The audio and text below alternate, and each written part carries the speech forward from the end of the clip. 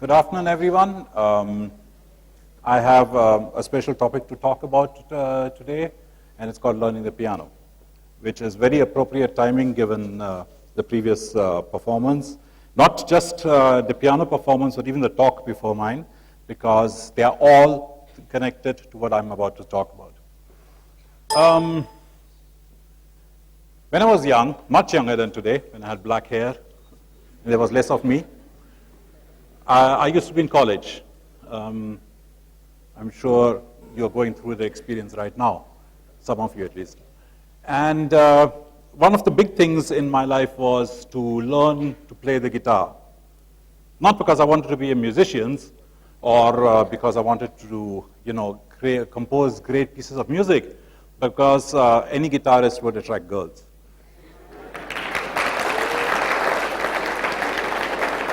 So the way I learned guitar was, I learned the basics, and I started playing, and I didn't know any songs, so I picked up books, and it would have songs with lyrics and chords written over there, and you'd play those songs, and it was great. And you learned to play the guitar, and you could play a song, and then you could either play a song or you couldn't play a song. Somebody would come to you and say, hey, I want to sing this song, can you play it? If I knew it, I could play it. If I didn't, I'm sorry. I moved on in life, and at some point I got into computers. And they became my great passion after that. And for many years I was into development of software, and I was creating things. I was actually beginning to create things. I was beginning to create products, and I was beginning to create software. I was doing things that people actually wanted to use, wanted to have. And then I ran into this problem of obscurity. Now, obscurity, you may wonder, how does one run into obscurity when one is developing software? The answer to that was, I was running into problems in understanding what I was doing. Software, even in the 80s and 90s, much more so today, has become the art of blindly taking blocks of software and using them to put them together and then create something else. And I found that more and more of the stuff that I was doing was becoming very generic. Each piece of software I was writing would become exactly the same as somebody else's. Why? Because we were using the same tools, the same libraries, the same everything. And that, of course, becomes boring after a while, really boring. Not just boring, it also, I found myself running into these layers. I would dig deeper, and I would find myself being stopped by yet another layer of software or technology, which I didn't understand. At some point in the mid-90s, I got really frustrated. Now, I know some of you may have been reading my column in PC Quest, which was, of course, very upbeat. It was about all sorts of other things. But during that time, I was going through a period of great frustration because I just didn't feel like I was connecting with what I was doing anymore. And at some point, I said, enough of this. I need to learn more. And what I'm doing right now is not allowing me to learn. And when I'm not learning something new, and I'm not being better than what I was before, or better than someone else, I was not going to make much of my life. At some point, I decided, let's go back to music. Now, when I say I wanted to go back to music, it was because I somehow felt, more at home over there. It wasn't that, that I dropped everything that I was doing in my day job and, taking my guitar and going and playing shows and whatnot. Far from it. I continued with my work, but I would come home and I wouldn't actually sit down and, play the guitar as I was doing so earlier. I actually picked up a keyboard like this. And this keyboard, I started to learn to play songs. Now, the way I learned songs, the way I learned to play songs was by, again, looking in books, seeing songs and then seeing the chords, and playing along with that. So I'm a great Beatles fan, so I used to play a lot of Beatles songs. And let's say I open up and there's this song Yesterday, and oh great, so these are the chords, I play these chords, and I play this song. But it still didn't feel right. Because what I was doing here is exactly the same thing that I was doing when I was developing software. I was following a recipe to reproduce something that someone else had created. And that was not fulfilling. Music is supposed to be fulfilling. Just aping somebody, how did someone like Paul McCartney create a song like Yesterday? The story is that, he dreamt of it and he woke up one morning and he started singing about scrambled eggs. And that eventually became Yesterday.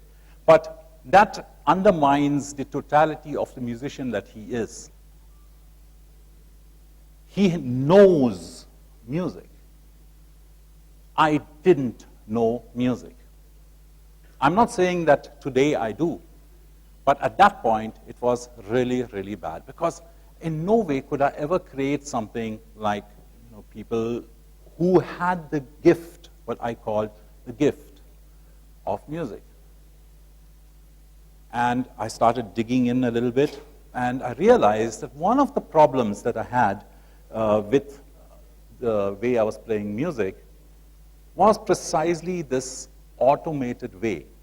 Now, I'm sure many of you have at some point tried to play a keyboard like this, probably not as expensive and as big as this, but will have played a keyboard of this sort. And you will have seen these little features that are there in the keyboard, which let you automate certain things. Like, for example, you didn't have to learn how to play a particular chord. You could just press a button and it would play a particular chord. And you could play a melody and this thing would play an auto accompaniment. That's what I called the automaton. And the automaton was not music for me. It was just that, I used to play and it would play something and there was no feeling in it.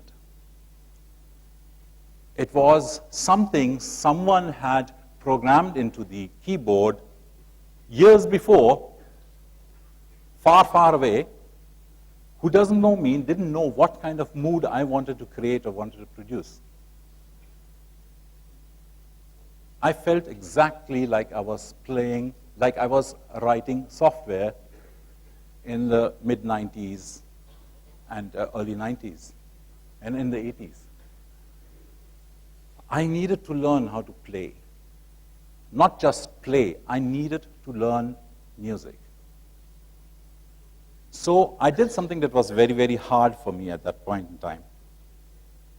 Really hard. I switched off all the automation. I switched off everything there was on the keyboard that I had, except for the sound of the piano. And I sat down and I started playing. I'm not a very good player, and that wasn't the point. The whole point was not to sit down and play piano. Could I have some sound on this, please? Is there anybody in the sound room? Oh, I also need to figure out, see, this becomes more and more complicated. So how does one get a piano sound over here? I'm sure there's a way of getting a piano sound out of here. Can somebody tell me how to get a piano sound out of here? There doesn't seem to be any way of getting a piano sound out of here. This is the problem. This is technology against me. This is somebody else telling me what I am supposed to do. Now,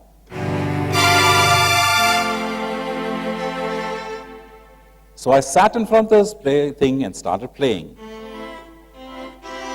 This is how you play. Oh, so this was how you were supposed to play this song.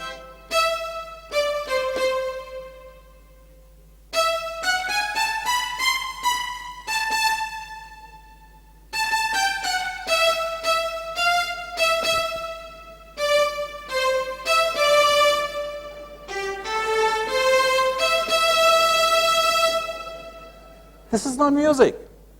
For one thing, I couldn't understand what I was doing. I was just following things. And that's when I began to realize what was missing. What was missing was not so much the ability to play, but the ability to understand what I was playing. What were these things? It says, okay, put your fingers like this, and it gives you a C chord, and put it this way, and gives you a G chord, and that's what you play in order to play this particular song. But why is it like that? Why is this structure like this? Why is it like this? Why is it like this? And I began to understand that I needed to see beyond just the chords and the blocks that I was putting together, and I needed to understand how this music came about. And then I started looking at my hands, and I kept practicing. And all of a sudden, I began to feel something going through me. And I realized it was understanding. I began to understand why this song was like this.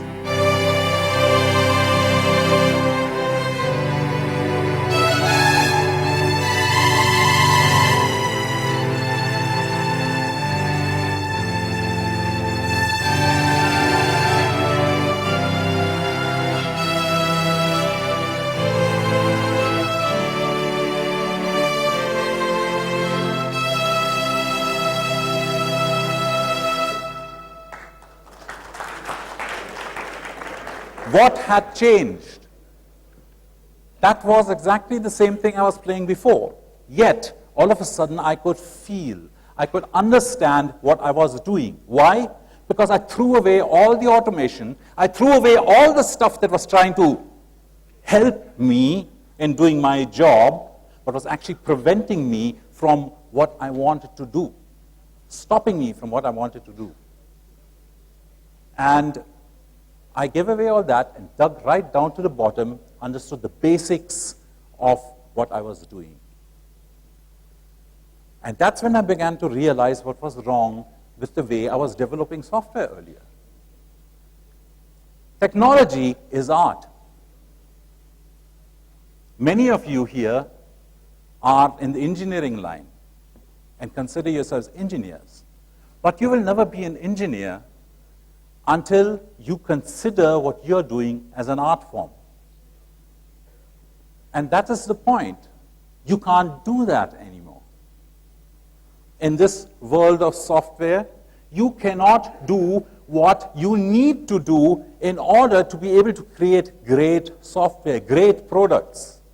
You need to dig in deep, really, really, really deep. And that is where the whole concept of free and open source software comes into the picture. This is why free and open source software is so important, not to the rest of the world. The rest of the world doesn't matter. It's for us here in India that free and open source software makes such a difference. Why? Because unlike the obscure automatons and APIs and whatnot that you run into when you're developing for closed platforms, in free and open source software, you can dig in. You can go right down to the bottom, and you can understand why something is being done that way. And based on that knowledge and based on that understanding, you become a great engineer. A really, really great engineer when you understand what you're doing. The important thing that you have to see is that in order to learn something, you have to understand something. You have to understand that thing. Just like me on that piano. I may not be a great musician, but I understand how the music is structured now. I understand where those notes are coming from. I understand how music is made. I understand the passions and the feelings of the composer behind it. And if I take that aside and take a piece of software and strip away the layers, all the obscure APIs, and dig right down to the bottom and then work my way back up again, I understand how great engineers, how great developers developed this software. And I also understand how to make it better.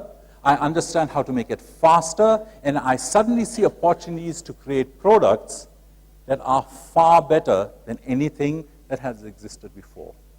Now, many people seem to think that free and open source software is something that's, that's commercial. It's something that you'd use free and open source software instead of doing something on Windows. Not at all.